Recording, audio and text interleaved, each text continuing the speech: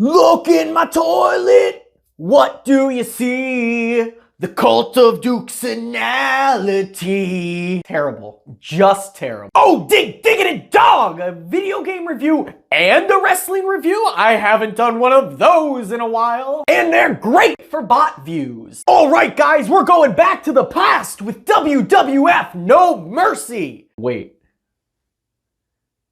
That's not right. But it is heavily inspired by WWF No Mercy, right down to the game director, the publishing house, and the developer of all 2K games pre-2K20. It's reviews from the Dooker, and you know what that means. AEW Fight Forever. AEW Fight Forever is a game that feels like you had to wait forever to play it. Announced in 2020 and released in 2023. Which isn't really the worst timetable when you realize they had to build the game mostly from scratch, and they decided to go with hand animation instead of motion capture. But their hands must have been in their pockets, because this game looks like it traveled through time, space, and the Andromeda Galaxy, visiting us straight from 2007. That being said, if you've watched any of my video game reviews, I'm pretty much dug into the mentality of graphics don't make the video game. And it would be disingenuous to kill him over it here. Heel turn bitch, because forgiveness comes with a caveat. Graphics don't matter, but only as long as the game plays well, yeah! And this game absolutely fucking does not! Just ask my friend Trash Johnson. Hit detection is like somebody shooting poison mist in your eyes. Malachi, stop. And the buttons work like a WCW Kevin Nash when they feel like it. Especially when you're trying to escape a pin from the Young Bucks after they did one double team move to you after you finished them twice each. The gameplay itself is hardly the pick up and play experience that they touted, as evident by a half out the door William Regal giving you game stopping pop-up tutorials during your first match. You can forgive a fuck ugly game if the core mechanics work, and work well. But in the case of AEW Final Fantasy, this game plays like it looks. Half finished, a decade behind, and at me from across the bar.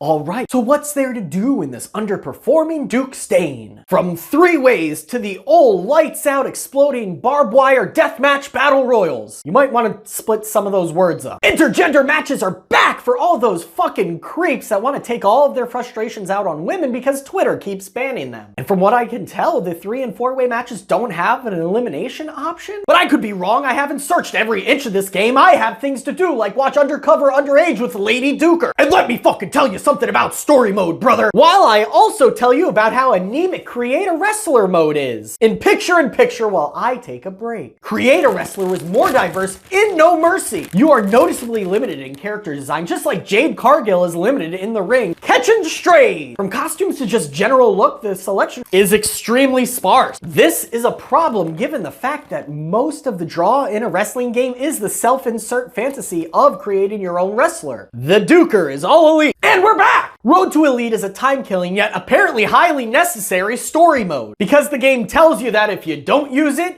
your bland-ass Create a Wrestler is gonna get their fucking head kicked in. RTE gives you a few turns to do some light JRPG stuff that I'm just gonna blame on Kenny Omega's involvement. There's a little meta humor thrown in there that so far is the only thing I've found refreshing. But between all of the stat and energy management, a chunk of which that seemingly doesn't carry over after you've finished story mode, you're left wondering why I spent so much time in fake restaurants with unique dialogue and dish names. Not to mention the mini-game, like why the fuck are these mini-games terrorizing my gaming experience? They earn you money and XP in a fun way. Yeah, but not like, you know, just wrestling an extra match in the wrestling game. This is just an unsexy Mario Party. The mini-games in restaurants probably represent my biggest gripe with this game as a whole. Nobody ever invites me to them. Just kidding, I don't want to go anyway.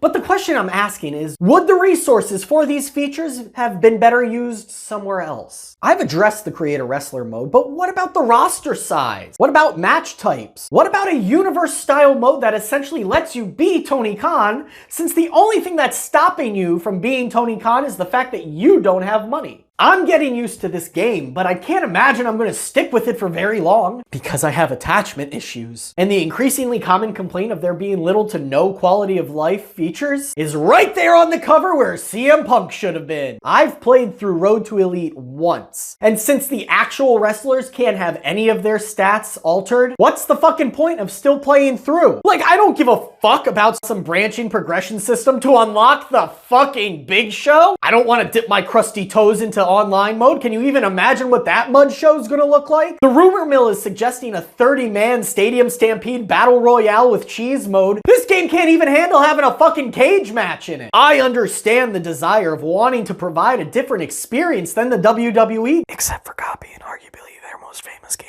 But some of those games do have features that at this point should be standard. Looking at you toggling reversal prompts, kick out meters, editable match types. Did I fucking miss something? The vitriol I have for this game seems over the top, but mostly because it is. But with how many people that are about to be bending over backwards to defend this substandard game, I think they'll be alright. And make no mistake about it, this is a substandard game by any way of measuring one. It is okay to criticize a product that they intend for you to pay for, even if you're a fan of the product. $60 isn't outright robbery, but it is price gouging considering the bare bones nature of this game. This is a $40 game at best, and by the holidays, it's gonna be $30. Tell me when I'm telling lies! Like, seriously, you can come back and yell at me in like 4 months if that's not what happened. It may not sound like it, but I truly wanted AEW to pull this one off. But we knew it wasn't gonna be a perfect game isn't an excuse to accept a bad one. Overall, this game looks bad, doesn't play well, and is kind of an empty experience banking on nostalgia. This game is aimed for friends to sit around like they did in 2001, rocking some couch co-op. However, we're in our 30s and 40s, and we don't have friends that aren't trying to destroy our criminal review empire. And AEW doesn't like branching outside of their core 18 to 34 demographic to appeal to the kids that begrudgingly have better games to play in the WWE 2K series. The replayability just isn't there. But alas, there is apparently a team that will keep up maintenance and keep updating the game, unless of course it winds up not being profitable and then you're stuck with a game that tried to do too much and too little at the same time. If you smell